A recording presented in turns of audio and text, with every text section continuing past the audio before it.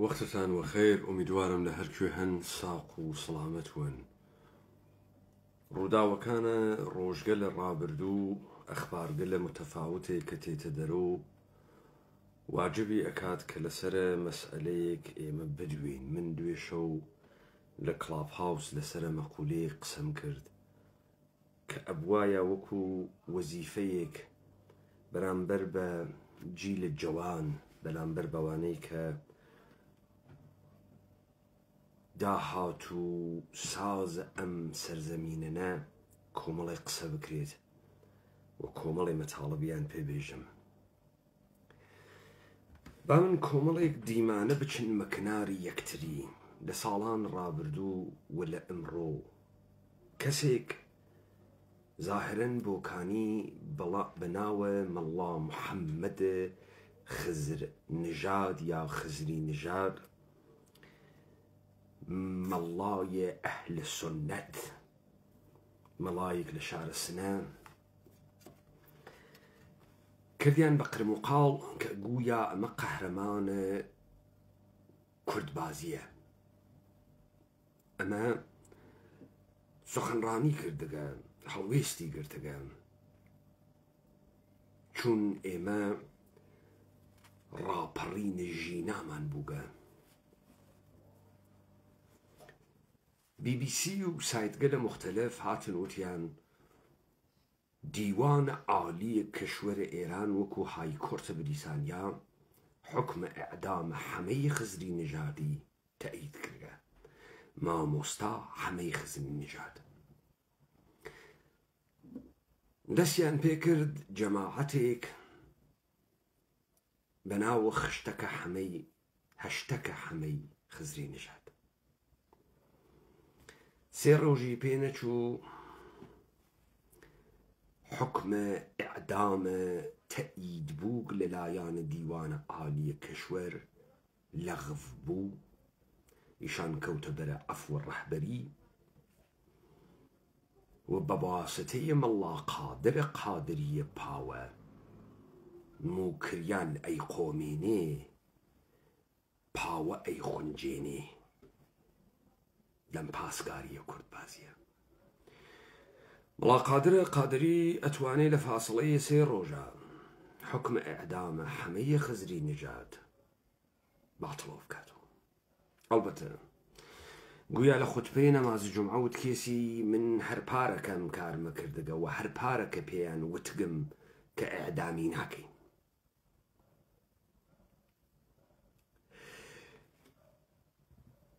ئەمە دیمانەیەک دۆستێک لە مەریوان پێمی وتی لە سەروبەندە هەڵبژاردنە سەرۆک کۆمارە ئێرانە شەوگەلێک تەلەڤیزیۆن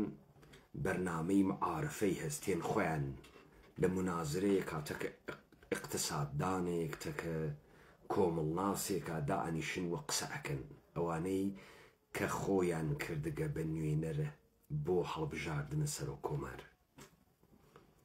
ئێوت دەمە و ئێوارە خیابانەکانە مەریوان چۆڵەوێ وە گشتی بە پەلەپەل خۆی ئەکا بە ماڵە تا بزانێت حتمەن لابد بۆ خاتریەوەی کەم مردمە چارەنووسە سیاسی خۆیانیان بۆ مهمە هەڵی بژێرن کە کێ سەرۆک کۆمارە ئێرانی چوون ئەمانە نەزەریان هەست و نەزەریان خەیلی مهمە. ئینسان وە بیرە و دیمانە کەوێتەوە مەگەرەمانە قارەمانەکانە ژینابازی نەبوون. مەگەرەمانە ئەوانە نەون شەرەفیان قبولی نەیەکرد کە نیشتێ سەقزی حول لە تاران مردوێت گشتیان بە یەکۆ ڕاپەڕین ڕاچڵکیان داقونین داپەڕین. پرۆسەسە انتخابات پرۆسەسە هەڵبژاردن و بەشداریکردن لە ئەڤنتە دەوڵەتە ئێرانی پرۆسەسێکی یەکشەوە نییە. ئەگەر ئەمە لە وجود دەتوانەوێت بە شەوێک و دوو شەو ئەم ئەتفاقە لە تواناکەفێ. هاوکاتە لەگەڵ ئەمە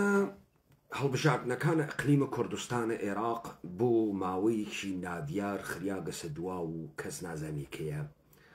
حکوومەتە ئەکسپایر و حکوومەتە بێقانون و حکوومەتە ناوحکوومەت و دوو باڵە حزبی خانەوادەیی دوو باڵە حزبی بنەماڵەیی دوو زۆنە جیاوازە ڕاوڕوودکەرە کوردایەتی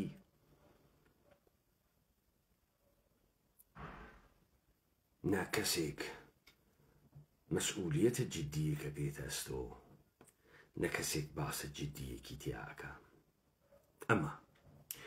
ئێمە دائیمەن لەم تەلەڤیزیۆنانە چاومان پێکەوتگە کابرای ژێت ئێمە شەهیدمان نەداوە ئەمڕۆ ببینین چمانی لە دەورەی سەدام حوسێن من جاش خەفیفە وگم من ڕەفیق حەزبی وگم ئەوان نەوگن کاوراونە درۆی کردگە خۆشی وە درۆکانە خۆی باوەڕی کردگە. بەناوەی تەلەڤیزیۆنی دروستەکەن لە ئەقلیمە کوردستانە بەناوە ئەو ڕۆژانەی و ئەم ڕۆژانەی دروست کرد. ئەو ڕۆژانەوە ئەم ڕۆژانەی دروست کرد چییە؟ ڕۆندانێ داپۆسیاکتێرن کلکی درێژە کاژە و ئەوێنیت وە شاخە ئاسووسە و ڕۆژە و لەوێ هاتوین و بۆی پامانە هاتوو کەوشەکەمان دڕیا و برسیمان و نانە ڕقەمانە کوروچاند و پاڵماندا و لە پڕێکا و کۆپتەرەکان هاتن و 16 کۆپتەر و 17 کۆپتەر و 15 کۆپتەر لەسەر یەکتری و منیش دەسم ماشاندە ئەسڵحەکە و شەڕ گەورەیە ئاسۆس دەستی پێکرد و ئێمە هێزی دوژمنمان شکاند و ئەو ڕۆژانەی و ئەم ڕۆژانەیە دروست کرد. کەسی نایژێت درۆزن خوا ڕوت ڕەشکا ڕۆڵە ئەگەر ئەو ڕۆژانە ئەم ڕۆژانە دروست کردوێت. درۆزن ئەگەر حملەی یاڵەتە متحدەی ئەمریکانە وایەوە عێراق و شائبەیە لە بینچوونە حکوومەتە مەرکەزی عێراق نەوایە تۆی جاش خەفیفە قمەتەکان نەدا ئەو ڕۆژانە بێری کە ئەم ڕۆژانە بخڵقێنی. بۆ لە سەرەتای ئەم دیبەیتە وتم ئەمە بۆ جیلە جەوانە و ئەم دیبەیتە واجب بوو بۆ جیلی جەوانی بکەم. ئێمە مانیفێستێکمان هەست بەناوە ئاخێزنامەی کوردان. پوختەکەی بە زوانە فارسی نووسیاگە لەبەرەوەی من تەسەلوتم بەسەر زوانە فارسی هەست لە کتابەتە. تەرجمە کریاگەسۆ بە سۆرانی بەڵام لەوێ من دەستەواژەیەک بەکار ئەبم لەم دنیای مدەڕنە بەرامبەر بە خەڵکە سەرزەمین ئێمە جایتر تاتیە مازنیە بەلوچە تورکە کوردە قەومی کریاگە پێی ئێژم بێ هەمە چیزە هیچ و پوچ پێژم پرۆسسە بێ هەمە چیز سازی مارکس وەختە خۆی بەمە وتی پرۆلێتەر من پێیم وت بێ هەمە چیز چاوم پێکەوت بە تەقلیدە لە فیلمێکی ئەنتۆنی کوین بە ناوی دیدار یا ملاقات یا ژوان فیلمێکیان دروست کردە دەق لەژێرە ئەم چمکە بێ هەمە چیز تەبیعەتەن ئێرانەکان پێیان بەریان خواردگە و حەزی پێ ناکەن و ئێرانی کەی بێ هەمە چیزە و لاو قسانەوە خەڵکی مەکە و خەڵک فرە محتەرەم و فرە کوڕ خاسس و خەڵکی فەقیر و هەژار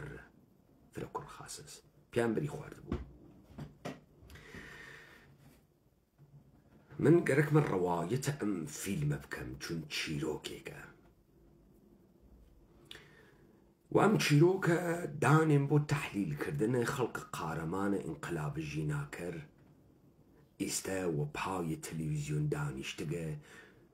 کاندیداکانە ڕیاسەتە جمهوری تا بزانن جامعە و کۆمەڵگا ئەگەر پیای گەورەیتیان نەمێنێ خاڵۆتێکە و لالۆ بخۆز چیرۆکە ئەم فیلمە وا دەست پێەکە لادێک لە ناو کۆجا ئابادێک کە کەس نازانی کوێز ناوی چییە و دیارە لە دەورانە زاهرەن ئێشێ پادشاهیە حەمڕەزای پەهلەوی وێت مێژوویشی دیار نییە داستانێک تیا دەست پێەکات کە خەڵکە لادێک وانە تەکاپوویەکە ابتدای داستان کەنیشتێکی گەوجوگێج دەرەخات کە گا مانگایەکی هەسوود گوێرەکەیەک مانگاکەی خۆشگەرەکە مەموری تێتە دەمت دەرگا و پێژێ تو ئەو مانگا بەوە ئێمە کەنیشکەیژی مانگاکە تەواو زندگیمە نایدەم یەکێک تێرن ناوی ئەمیرە ئالەگراتە کە کەسێ بە ناوە ئەمیر ئاشناوی کەنیشکە ئەمیرە وێنێ خاو و ئەوێ تۆ قەوڵیان پێ ئەدن ئەم مانگا فقط نەمایشی بەن سەری ئەوەڕن سەری ناوەڕن ئەوش قبوڵەکە داستان چییە؟ داستان کەسێکی واتیا لە ناوە دێکە کە دهیارە و جەواڵدووزە و پێژن جەواڵدووز ماتەڵە هاتنە کەسێکن بۆ ناوە ئەو ئاواگیە ئەم کەسە زاهرەن خانمێکە و خانمێکی دەسەڵاتدارە و ناوە ئەم خانمە لیلیە نەزەریان ئەم دێ ئێستا چهرەیەکی واتیا بەناوە ئەمیر قارەمانە ئەم دێسە و ئەم لادێسە دوکانە بەقاڵیەکی هەسوو کەنیشکەکەی لە مەدرسات دەرسەدات و ژنەکە یارمەتی بە مەدرسەی لادێ ئەکات و هاوکاتە لەگەڵ ئەمە دهیارێکی واتیا و دکتۆرێکی واتیا و معەلمێکی تری واتیا یا مامۆستای قوتابخانە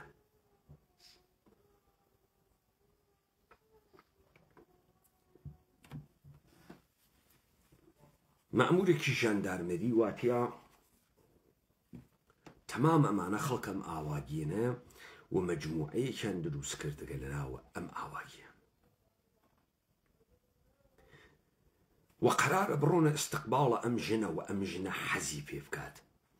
و خۆشی بێت لەم ئستقباڵە گەرمە لە توو لە داستان مشەخەس ئەوێم خانمە لیلیە نەزەریانە کە قەرارە بێتەگرا ئینسانێکی شایستەیە مکنەتدارە پوڵدارە وا کۆنە دۆسە ئەمیروگە لە لەحزەی ئستقباڵ بأميرك جنو منالي هز إجن كإيمە نامەیە کە هەناردەگمانە ئەم ژنە دوای ساڵها بگەڕێتەوە جێگەی خۆی بەناو تۆ هەناردەگمانە بوەخشە. ئەمیر ناڕەحەتە بێ وەلی چون قارەمانە خەڵکە دێس و چون ئەم قارەمانە خەڵکە دێ ئەم خەڵکی دێ محتاجن ئەم ژنە پوڵدارە بێت کۆمەکیان کە یارمەتی ماڵیان بە دەرمانگایان بۆ دروستکە کانگایەکی واتیا کانگاکەیان بۆ بخاتە ڕێ تا کار و شغڵ و ئەوانەی تیا دروست بێ.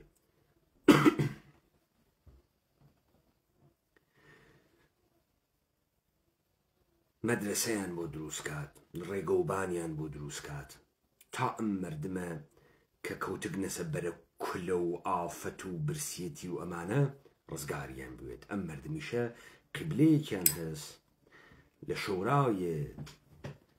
دێکەیانە بەناوە ئەمیر. خانم ورود دەکاتە ناو دێ بە ئۆبوهەتێکەوە لە قەتاردا ئاوەزێت خەڵک دێ محاسرەی ئەکەن مانگاکە وا قەرار نەو سەری بوەڕن کابرا بە غەڵەت سەریەوەڕێ و بپەلە سەریەوەڕێ. بە استقبالە کۆڕون ناو ماڵە کابرای دەهیار دانیشن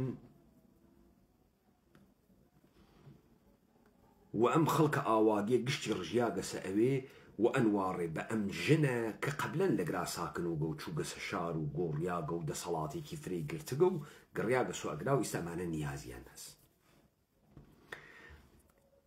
ژنە بۆ هەر نیازێکی ئەمان پوڵێک اختصاسەدا پوڵێکی فرێ و دەورانەسە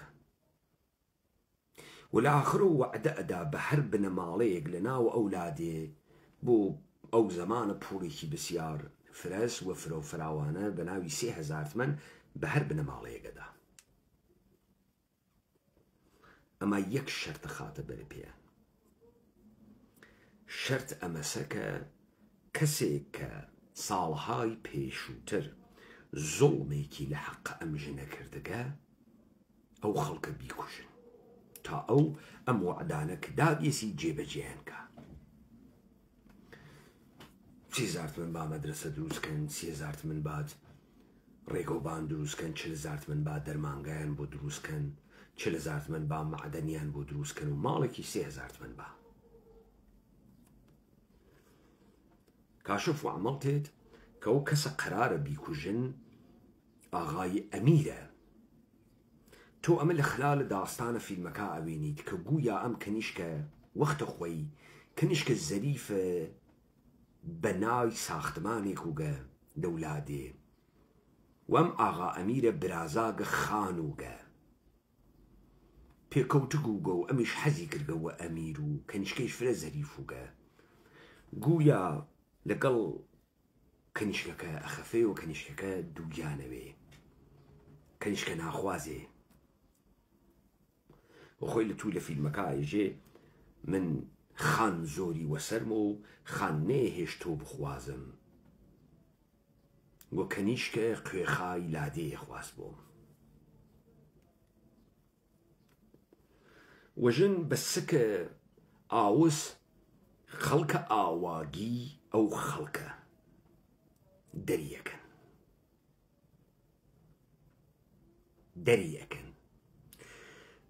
و ئیستە زاهرەن ئەم ژنە لە دوایە ئەم نامە گەڕیاگەسۆ و گەرەکیسی تۆڵە بسێنێتەوە لەم خەڵکە. ئەمە تۆ ئەمە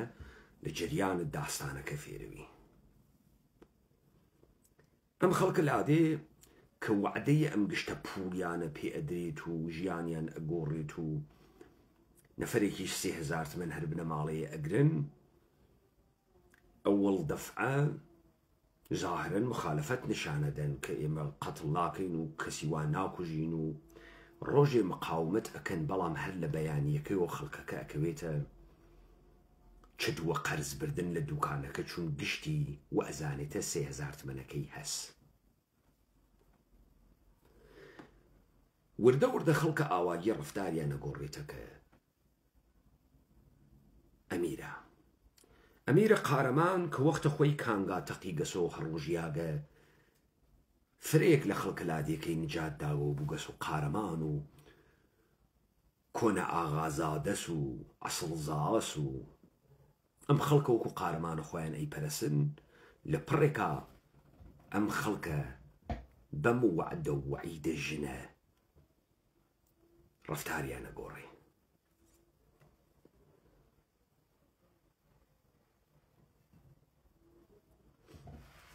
ئەمیر لە دوو جێگەتەکە ئەم ژنە قسەکە جێگەیەکیان وا لە ناوی معدەنەکە وە کانگاکە. ئەمیر ناچێتە ژێرەبارە ئەوەی کەم کارێ کردەگە و ناچێتە ژێرەبارە ئەوەی کە مناڵێکە لە سکە ئەم کەنیشکە بووگە مناڵە ئەوگە. ژنەبانگەکە لە کوڕێکە واتەکیاوە کوڕەکە زاهرەن خزمەتکارێسی لەژێ کوراسەکە دەربێرە کوراسەکەی دەرتێری نیشانەیەکی پێ نیشانەدەژێ عینە ئەم نیشانەوە لە پشتیتەوە و مناڵە تۆ بوو.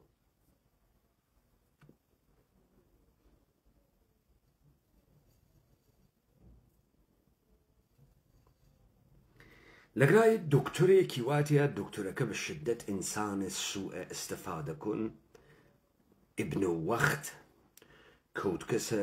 ماساوکردن و چاپلوسیکردن بۆ ئەم کەنیشکە. لە جێگەی کاو کەنیشکە وا مانگاکایان سەربڕیگە وە شێتە وەفرە ناڕەحەتە خۆی گەنێتە ئەم ژنە وێژێ خەڵکە ئەم لادێ مانگاکەی منیان کوشتگەمانە گشتیان دروزنە نیستە ماساو بۆکەن. ئەو ساوە حاڵە خرا و نامەد ئەنووسا 2000 لیچار و درۆیان لە پشتە سەرت ئەوت.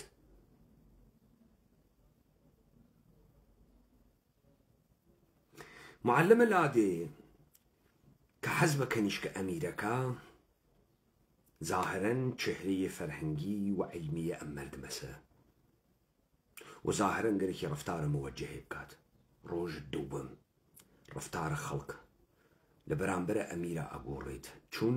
نیازەکانیان بە شەرتە کوشتنە ئەمیر جێبەجێ ئەوێت.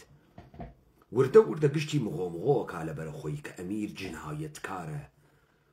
و لەبەرە ماڵەکەی ئەنووسن بێ هەمە چیز ئەتکوژین. خەڵکەکە ئەنووسن بێ هەمە چیز ئەتکوژین. دیمانەیەکە لەم خەڵکە ئەیوێنی خەڵکێکی ئبن وەختە بێ پرنسیبە بێ ئەخلاقە وا تا دوێکە فەقیری و کزۆری و وەلی ئەمانە شەرەفیان بوو ئیستە بۆی وعدەی پوڵیان پێدریاگە. تەمام شەرەف لە ناویانە جەمە و بووگەسە و گشتی تۆجیهەکە کامیر ئینسانێکی جنایەتکارە و حەقی مەرگە.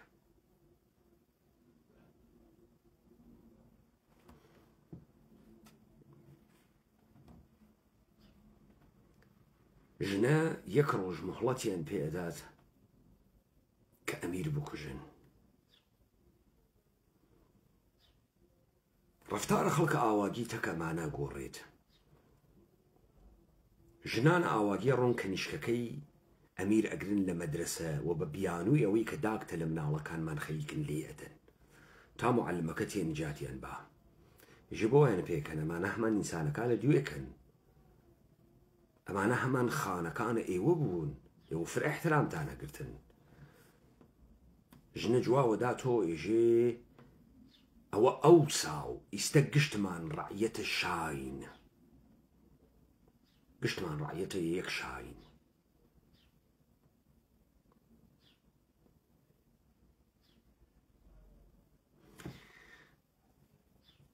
ئەم مەردمە وا گشتی ماتەڵە و لە پڕێکا گشتی گۆڕیاگە بە وعدەیەک و گشتی ماتەڵە ئەمەسە کە پوڵێک بگرێت جەلەسەدانین کە چۆن ئەم پیاگە بکوژن. کاورا مطمئن ئەوێت کە ئێشێ بمرێت وەگەرنە ژنەم وعدانەی کە داگیسی جێبەجێ ناکات. شەوە سێوەم دەهیار تێت دەوانچەیەکی پێدا وەیژێ خوای شەلێکم تۆ خۆت بکوژە با ئێمە نەتکوژین. خوای شەلێکم کاورا کە مطمئن ئەوێت حتمەن ئەیکوژن. دیمەنێکم لەبیر چوو ئەو ژنە وەختی ئەوێنێم خەڵکە کەوتنە قەرزکردن لە دوکانە کاورا هەر خەریکم چتوە قەرزەوەن ڕواتە ناوە دوکانەکە خانمە لیلی مشتێ پوڵ دانێت ئێژێ حەچێکیان وە قەرز بردگە من حسابی یەکەم خەڵکە و ئاواگیە وەکو کولەکان وا داگیسی لە مەزراکەی خۆیان ئەدەن لە دوکانەکە و دوکانەکە تاوانەکەن.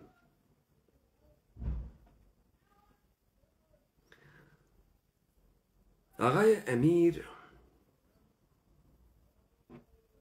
بەم گشتە کەبکەبە و بوو هەتوو دەنگ دلێر و قارەمان بوون و خانزابوونە لە ژێرە فشارە هەڵگەڕانە وەرەقە ئەم خەڵکە بەڕانندەوانە تێکە کۆنە داواکارە کەنیشکەکەی بووە داوای لێکا دەرمکە لەم لادێ ئەو ئێژێ بەو شەرتە دەرەوەکەم کە کەنیشکەکەتم لەیتێ و ئەویش دەستنووسێکی پێدا کە کەنیشکەکەی پێبا کاڕۆ سوارەوانەتەکەیەکە ماوەیەک ئەیوا لە جێگەیەکە ئەوێ سێژێ داوەزە بێرە بەرەو دانیشە لە گونیەکە تێتە دەرەوە کاورا وەختێ لا ئەکاوێنێت ژنەکەی کەنیشکەکەی کۆنە دۆسەکە کە ژنە پارەدارەکەس و تەمامە ئەشخاصە سەرشناسە فیلم وانە ئەوێ کاورا سەرتاپای وجودی ئەڕۆخێ شخصیەتی ئەڕۆخێ ژنەکەی ئەکەوێتە درۆکردن ژنە پوڵدارەکەی ژێ کەنیشکەکەتە فرۆشت بۆ خاترەوەی گیانە خۆت بپارێزی ژنەکەی ژێ نەخەیر و ئێمە کەنیشکەمان داگە پێی و هەم خۆم ئاگادارم و هەم کەنیشک و ئالەوێ ئاغای معلم چهرەیە مثبەتە لادێ نەمادە علم و دانش ئەڕوخێت پیاکەیش ڕۆخیا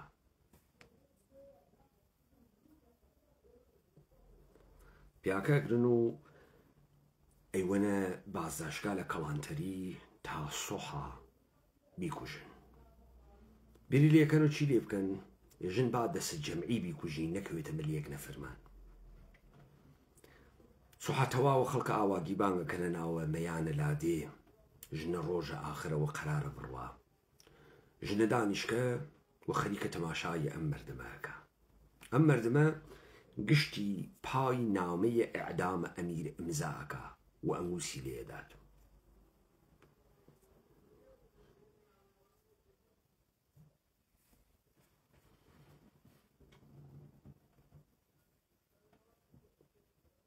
ئەمیر تێرەن ئێدامیکەن ئەمیر کنیزیکە تەنافدارەکەنەوە و خەڵکەکە دەسەکاتە گریان کابرای دەهیار هاوارەکات ئەگەر یەک نەفەرتان بۆ ئەگرین خۆ گشتان ئەگراتانە ئیمزا کردەگە و کلکتان پێوە نیاگە بۆ ئەگرین یعنی کەسێکتان واتێ مخالف ئەم ئێعدامەوێتە ئەگەر کەسێ مخالف ئەم ئێعدامەسە بێژێت کەس دەست بەرزۆ ناکاتەوە دانەیە مناڵە شەل دەسی بەرزاکاتەوە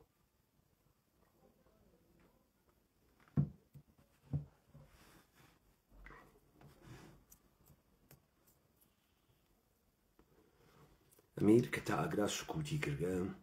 لە فڕێکا سکوت دەشکێنێ و ڕوو بە خەڵکەکە قسەکە لە ئەو پەڕی دۆڕانە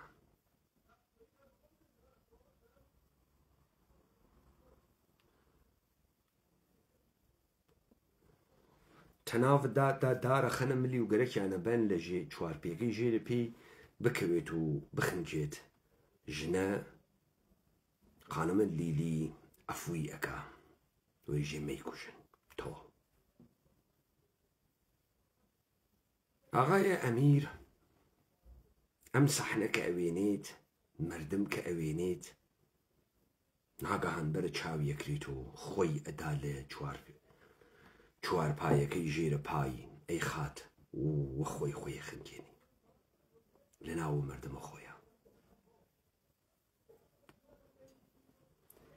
بێ هەمە چیز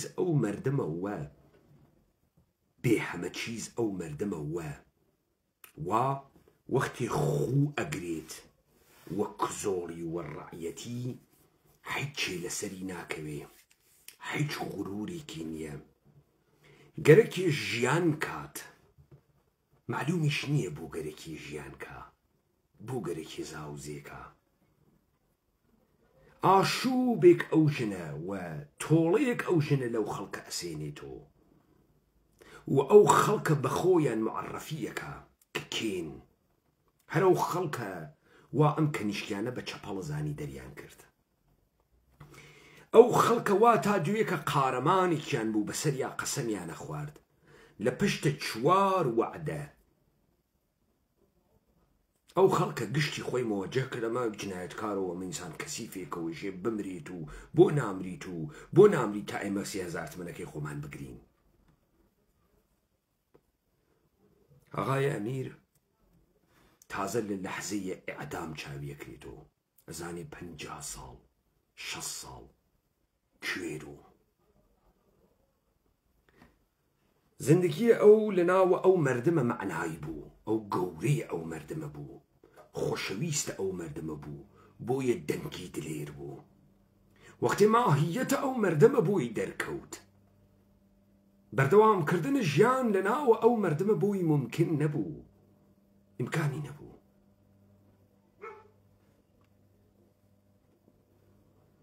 بۆیە خۆی و پێی خۆی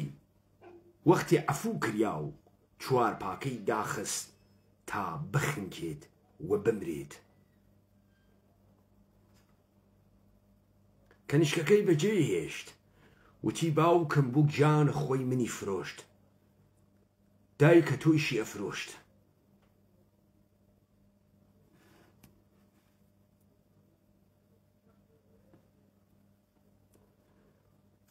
مەردمێک کە غوروری تیا نەما مەردمێک کە ژیانکردنی بە قیمەتە لە کەنار یەکتری بوونە نەدی مەردمێک کە خۆی گردووە کزۆڵی سواڵی کرد وەکو خەڵکەکەی ئیقلیمە کوردستان وەکو ئەوانەی وا فێرە پووڵە خوێن بوون وەکو ئەوانەی لە ئاوارگیا فێر بوون سواڵکەن لێم دووە گشتیان و یەکتری درۆیان کرد ئێمە قارەمانە کورد بازی بووین ئێمە شۆڕشمان کرد ئەمڕۆ بە دیارە $100 چۆپی دنیا ئەکێشن سەرزەمین سەهلە ڕۆحە خۆیان ئەفرۆشن گشتیشیان قارەمانن گشتیشیان مۆوەجهن با بێتۆ با بەغا بێتۆ بۆ لەبەرەوەی مەسعود بەرزانی دزە خانەوادەی تاڵەبانی دزن ئەی تۆ چیت ئەی تۆ کەیت خەڵکە ئێران پێیان بەری خوارگە بەم فیلمە ئێژن بێ هەمە چیز چون وەڵا تۆهین و خەڵکی کریاگە خەڵک خاسیشی واتیا گیانە خۆتان خاسیشتان واتیا بۆ ئێوە فکرەکەن هەرکەوەشان و باڵی خەڵکە هەڵبا خەڵک خۆشەویسە بۆیە ئێشێ گشتی و یەکتری درۆ بکە بێ هەمە چیز و هیچ چوپوچ یعنی ئینسانێک بەرودوای نییە یعنی وە گەلە کۆمە یەکێکە خنکێنن تا نان بخۆن تا ژیان کەن ئەزانن ئەمیر بۆ خۆی کوشت چون ژیان لەناوە ئەو مەجموعە بەشەرە ئیمکان پەزیر نەبوو ممکن نەبوو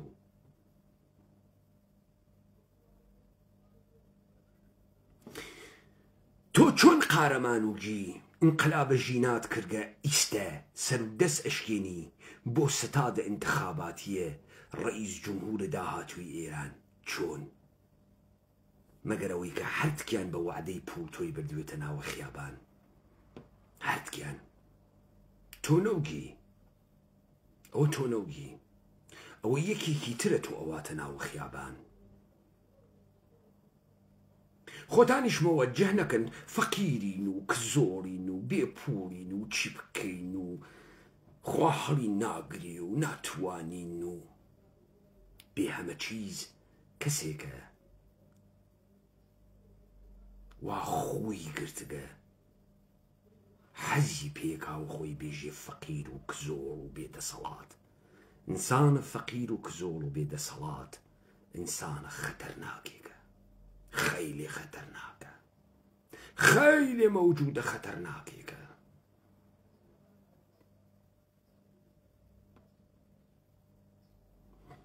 وە خەڵک بێژی قارەمان وێ مەگەر ئەکرێ، مەگەر شەخسیەتیشی ماگە. کەس لە خۆی لەولادێ ناپرسێ ئێمە بە ئاشکارای عاڵەم گشتمان و یەکتری درۆمان کرد. کێ لەمە و بەدواگەرەکێسی لە ناو مەجموعەیە ئینسانی ئەملادێ ژیان کە گشتمان درۆزنین، گشتمان جنایەتکارین، گشتمان بێبەرودوین، گشتمان بێ ئەخلاقین و گشتمان کارە بێ ئەخلاقیەکانە خۆمان تەوجیه ئەکەین. حەقمانە و دێ چی بکەین و بەشەرین و گوێ خوارگە و قەڵەتی کردەکە و کەنیشکە خەفت. ئەو کەنیشکە لە ناوە ئەو فیلمە وەختی ئەگەڕێتەوە و تۆڵە ئەسێنێت لە خەڵکە ئەولادێ هەچێکیش ناکات ها، فەقەت ئەم کەنیشکە پوڵدار و گەیستە هەرەو خەڵکە وا دەریان کرد ئیستە گشتی ماساوی بۆکەن لەبەری پێی هەڵەسنەوە ورد و دە سڵاویە کە نەمیش خۆی ناشێوێنێت. یەک وعدەی پێیانداگە پوڵیشیان پێدا، پوڵتان پێدەم وەلێ ئەوە بکوژن، ئەوەی کە قەهرەمانتانە بیکوژن.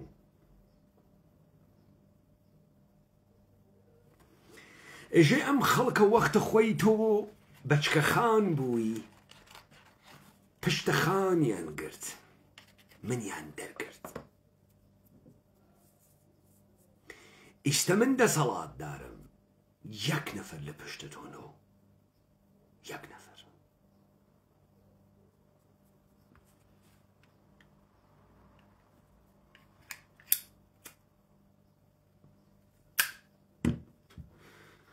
جامعەی ئاوا ژیانی تیا ناکرێ. جامعەی ئاوا دوای ئەوەی کە سکپ پڕ بوو لە کەباب تێربووی هەڵس و کەوتە ئینسانیە گەرەکە، ڕەفیق و دۆست و گەرەکە، محبەتت گەرەکە، دژمنایەتیە پیاگە مەردە گەرەکە. لە جامعەی ئاوا دەسە ناکەوێ. لەسەر قسەی کەس تا مستەراو ناتوانانی حساب بکەی. ئیستە تۆیژی من باوەڕکەم ئێوە قارەمانن، بڕۆن واجبە سەرشانتانە ئەم فیلمە بێ هەمە چیزە بوێنن، چون ئەمە فیلمە، تەسویری واتیە،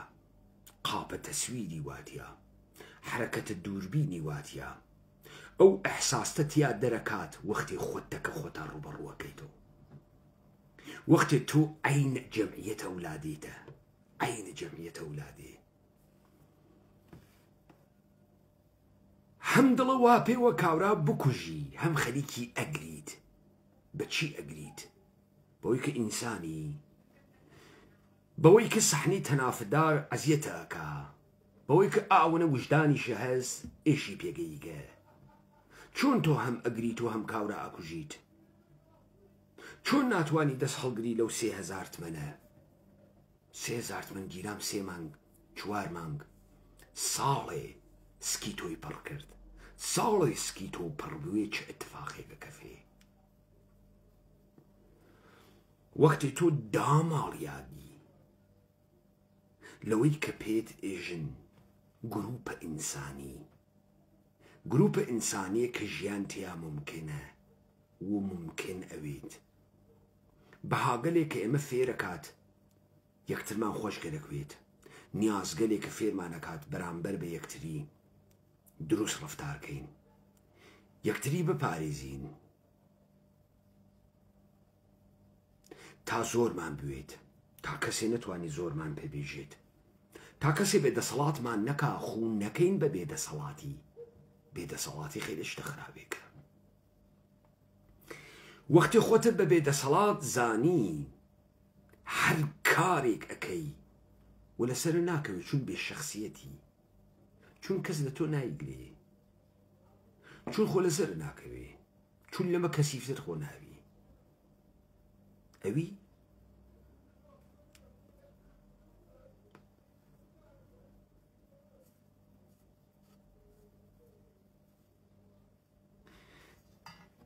ئەو گەنجانەی وا گوێ لە ئێماگرن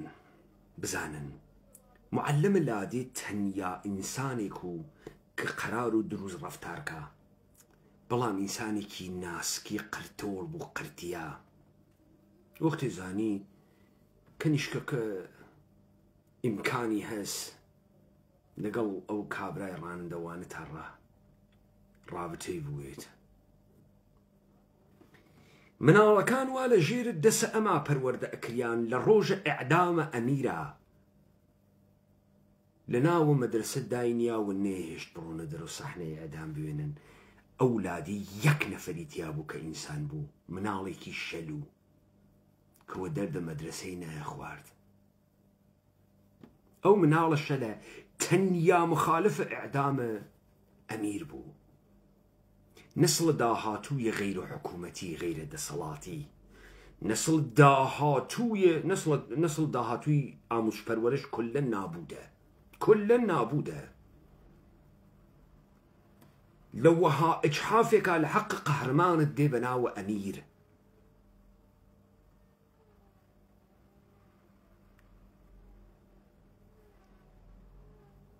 قم هەڵەکەن وەکو معلمەکە، وەکو مامۆستاکە. یەک نەفەر کە لە پەراوێزە شەلە و مناڵە هەر ئەو مخالفەوە ئێدامەزە.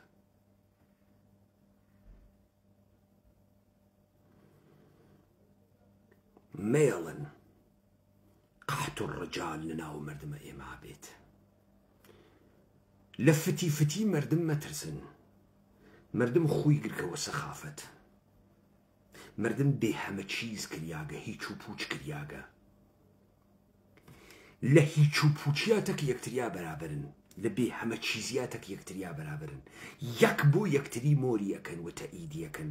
دەسوە یەکی ئەکەن تۆ ئیعدامکەن. گەلە کۆمەڵ یەکەن ئیعدامەکەن. جامعە کاری وای کرد مردەکە نابود بووگە. خەیلی جامعی خەتەرناکێکە و خەیلی خەتەرناکە.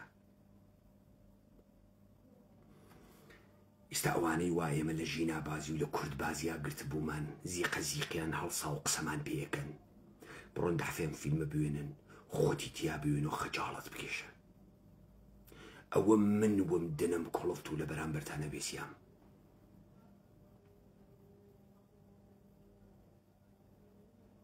بڕۆ بزانە حیشەکە تیا ماگەزۆ. لە کو نزامەکان هاتنە دەرۆ وەسە ئەمیگت لە عەزەی تەنافە ئیعدامەکە تازە چاوەکرێت و ئەنواڕیت دەوروبەرە ئەوێنی ئاک ئەم گشتە ئینسانە درۆزنە بێ مستەواوە لە دەوروبەردا. ئاک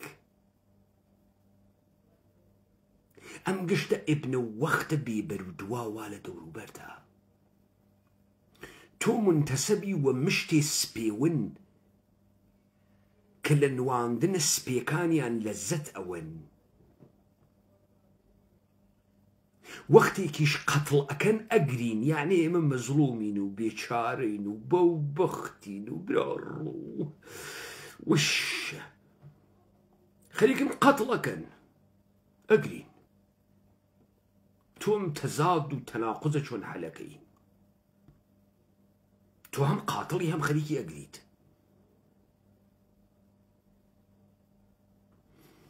گرینەکەت هەنە خۆی سوالکەریتە. ئەبزارە تۆ گرین و دەستدرێژکردن و خۆکزۆڵکردن و ملکەچکردنە بۆ بەقات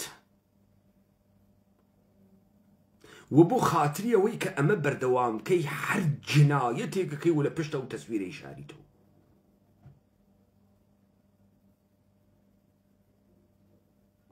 هەر جنایەتێکەکەی. ئینسان دڵتەنگەوێ لە ناوە ئێوە، دڵتەنگەوێ. ئەمیر حازر نەوەی ترێدامە با بە زندگی. من تا دوێکە قارەمانە ئێوە بووم، لە ناوە ئێوە بووم، تا دوێکە وەسەرم قەسەمدا نەخوارد. ئیمڕۆ بوومە متەجاوز لخلال داستانە ئەفامید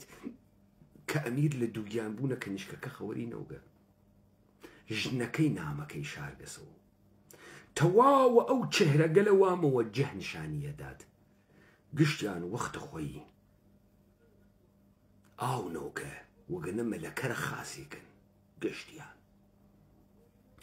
ئەریک فۆنتریە فیلمێکی دروست کردگە بە ناو داکویل نیکۆل کیدمن تیابازیەکە تقریبا هەروەسامە هەمان ژانڕە مردم بیگوناح مردمە فەقیر و هەژار مردمە کزۆڵ خەیلی خەتەرناکن بۆیە ئەوسا لە ناو جامعەی ئێمە مەردانگی کەڵەژن بوون شخصیت بوو ئەوسا لای ئێمە مردم فەقیر بوو مەفلوک نەبوو زەلیل نەبوو ئیستە کاورا 150 کیلۆ وەزنێسی گەی مانگای وا پێ 15 سیخ کەبا بتوانێ بخوا وەلێ زەلیلە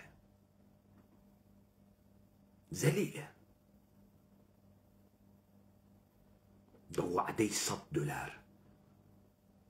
ئەوەی هەسی و نێسی ئەیفرۆشێت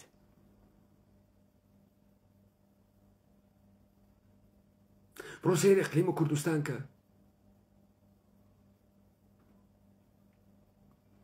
ئەوەنە درۆیان وە خۆیان کردگە ئێمە قارەمان و گین و ئینقلابمان کردگە و کوردایەتیمان کردگە و فرە قارەمان و گین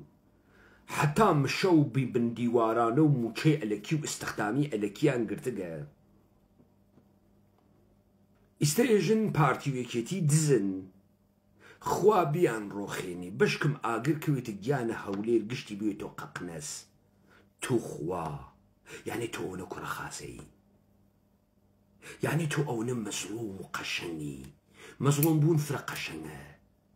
بەشکم خوا جەزایان با تۆ کامە بەهاوتی ئاماگە وا خەریکی لە پشتە مزگەوتەی شاری تۆ لە پشت لا ئیلاهە ئیلا الله کردن خەریکەی شاری تۆ ئەو نێو سوود کە جگەرە بەهاوتی ئاماگە تو دینت یا تێت ئاماگە تو دینت چی ناکەی خۆت ناخونجنی ئەوی تۆ مەسینە هەڵگیری بەغا بژی حەقی خۆمانەمانە فاسدن دێ ئەمە خۆ خونجاندن نییە ئەو فاسدە تۆ بۆ فاسدی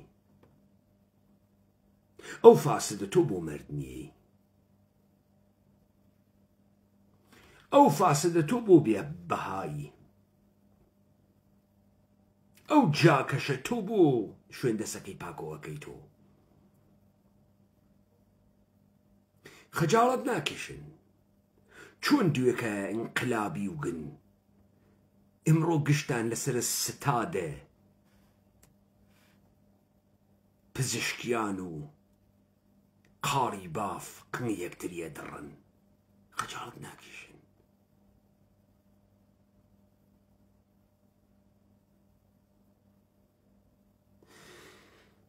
ئەگەر گەرەکتانە جامعتان نابود نەوێ ئاغایانە گەنج لە پرتەوبۆڵە و تەئیدیە و ڕەدە ئەم کۆگای خەڵکە بێ هەمە چیز کریاگە وا هەمەتان نەوێ مێڵن تەسویرە ئینسانیەت لە سەرزەمینە ئێمە لە دەبینچێت مێڵن تەسویر ئینسانە کورد دەبینچێت دڵخۆش مەکەن نەوە تەمجیدیان نەوە مەدحیان نەوە زەمیان ئەو نێو سوود کەسی گارە نایری خۆتان نە مەدحیان نە زەمیان پەنج قەران نایری خەیلی بێبەرودوان ئێمە ئاخرین نەسڵە ئینسانگەل ئەم سەرزەمینە بووین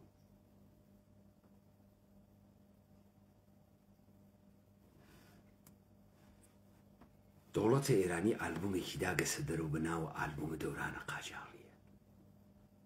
لەبەرەوەی بە تۆ بێژێت تۆ ئەوەنە بێشەرەف و فاسد و بێبەرودوای ئەمە ئەجدادە بوو کە بڕۆ سەیریکە بڕۆن سەیریکەن حاڵە خراوەوێ بووگن کەسیف چڵکن شەڕ و پەڕ لجمعية الشارية إيران 170 ساڵە پێش 150 ساڵە پێش وەختی وەها تەسویرێکە پێدا تەمامە کارگە لە ئەمڕۆیی تۆ بە عنوان ئینسانە بێ هەمە چیز بۆ تۆ مەوەجەهەکە ئەنواری پێژی ئۆکەی باوەکانیشمان واوگنە نۆکەرە شاوگن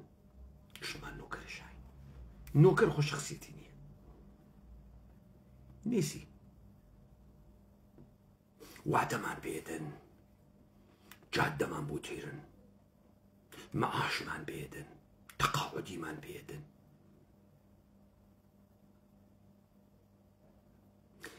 لەو پەڕی ئەکەوینە خوارەوە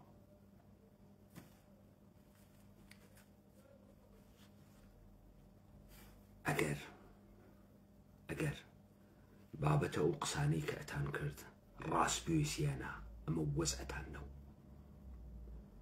ئەگەر بزانن حکامانە دەوڵەتە ئێرانی کین تفەکەن لە خۆتان مشتی بێ دایک و باوک مشتی بێ تەبار مشتی بێ کەس و کار تۆ کلکیان بۆ دەکانە دەی کلک لەبیرە چووکەسۆ کێوگی چون بێ هەمە چیز کریاگی بێ هەمە چیز هیچی لەسەر ناکەوێت تا سۆحا قسەتان بۆ بکەن بۆتان مهم نییە چون شخصیەتتان تیان نییە پێتان بەربخوا پێتان بەرناخوا لە توو لە ئەم ساڵانە تەسویری یەک دانە ئینسانە کوردیم بۆ مخابرەکەن پیاوێ یەک دانە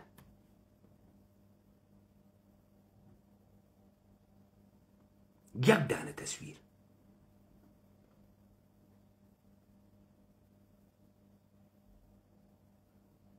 چ بکەین و ئەترسین و خۆحەڵی ناگری و ژیانمان چۆن بەردەوام بکەین و دەی پارەکەمان چۆن بیت و مەعاشەکردنی و حاکمیەت وەسە ئەو ژنە واتی لەسەر کورسی دانیشێنوان ڕێپێدا ژی ماڵە 3000تان پێدەم لەبەرەوەی فڵان کەس بگرنە ئێدامیکە ورد و درستان کاغەزم زاکە قارەمانە خۆیان ئێدام بکەن لەبەرەوەی گشتان نەفری 3000گرن گشتیتە بۆ گشتمان کردمانەوە قەی ناکە و ماچی خۆ بۆ گۆرە کچێ هیچی نییە و دێ ئێمەش حەقمانەوە تۆ ئەمری خۆی کردگە شرافەت چ معنایەکی ئێسو قەینە هەر دەفەیە 2 دەفە 3 دەفە تو تەمامە زندگیت خەریکی ئەمیتە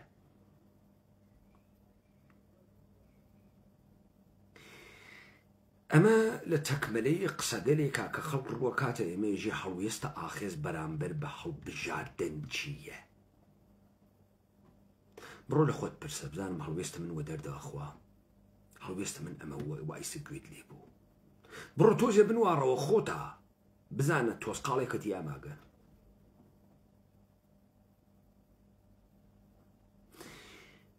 کۆمەڵێ بێ هەمە چیز بۆ یەکتری تەییدیەکەن بۆیە لە ناو یەکتریا ژیان نەکەن هەڵتان خراوێ 2 دانە پیای پیانە بوێنن هەڵتان خراوێ ئاوێنە بگرنە بەرامبەرتان خۆتان و بەرچاو خۆتان بێت هەڵتان خراوێ وەکو مامۆکەی هەملت وا لە تەنهایی دەرەچوو لەحزێ چوە ناو ئۆتاق چاوی کەوتە ئاینە خۆی بخۆی وتی قاتەڵ بێشەرەف جنایەتکار لە پڕێکا خەوفی کرد لە خۆی دەرچوو خەیرێ سەرتان شلۆقوگە نانواڕن و خۆتانە من لە دوور و خەریکم گزارشتانە دەم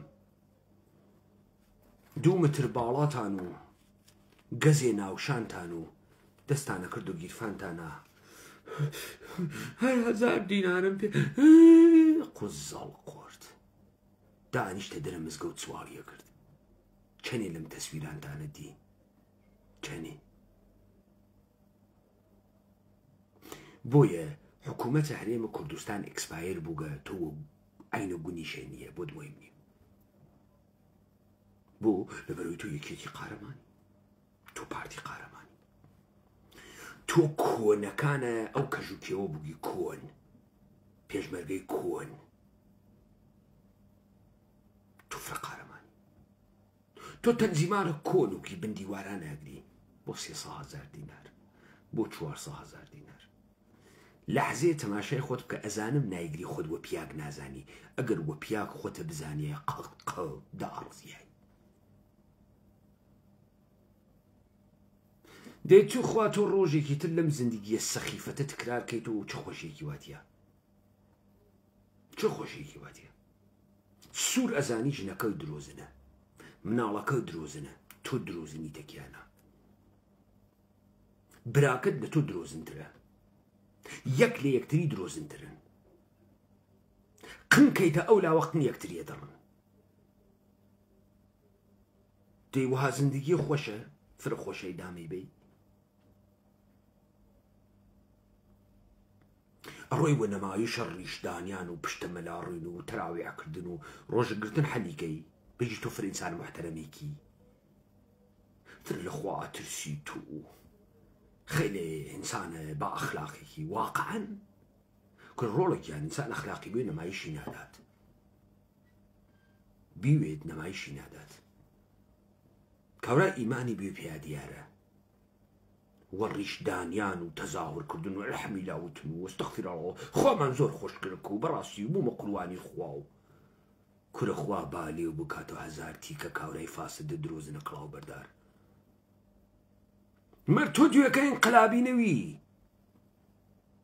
چۆن ئەمڕۆ چەپڵە لێدەی بۆ بەغا بێتۆ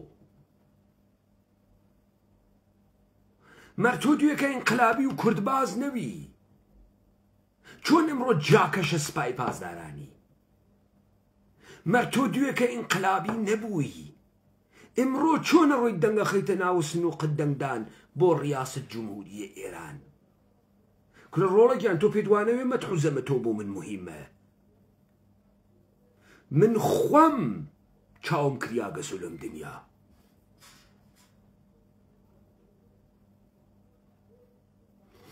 من خۆم بەم نەتیجەگەیگم زەم و مەتح ئێوە پەچ قەرار ناژی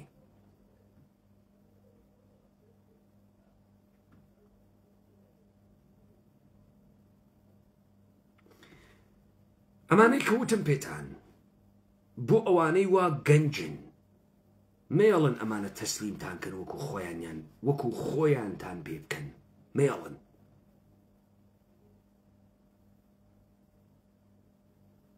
لەحزەیە دوورۆکەونەوە بنوارم پێیانە ئێڵبێگی جافێژێ مەردان مەردی گەزافەکەن دەورەی بێناوم و نەنگەوێ کوڕان وەک کچ قەشەنگە بێ خرخاڵ لە دەستی مەردە بێ جامە سفید و خەتخەتی ئاسین کۆتاه و سەرپەتی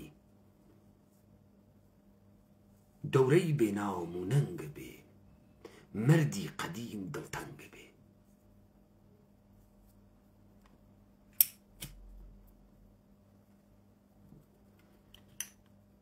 دەیا ئێژی گوم خوارد ئینقلابە ژینام نەکردگە یا ئەم گوو خواردنەوە چیە لەسەر انتخابات بازی جمهوری ئیسلامی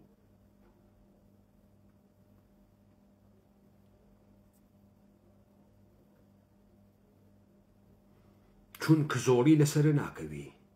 تۆ هەر شخصیەتە نەوگە باوکیشێ نەیوگە باوایشێ نەیوگە ئاوا خۆتۆ خۆنجان دگە ئاوا خۆ لەسەرە ناکەوێت و کێ منعی تۆکاو تۆ خۆ ئیدعایەکە نەکردەوە خەڵکی عادیێشە بێ شەرەفی و گەوادوی و خۆپانۆکەوی و پانی کاتۆ و ماساو کات و هەرکە دەسەڵاتە ئەم دەسماڵەکەی بۆ بگرێتە دەست و لەسەر خۆ ناکەوێ چی بکەی و دەسی بێ دەسەڵات و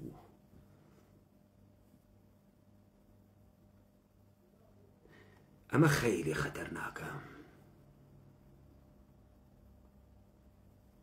لایەوە خۆش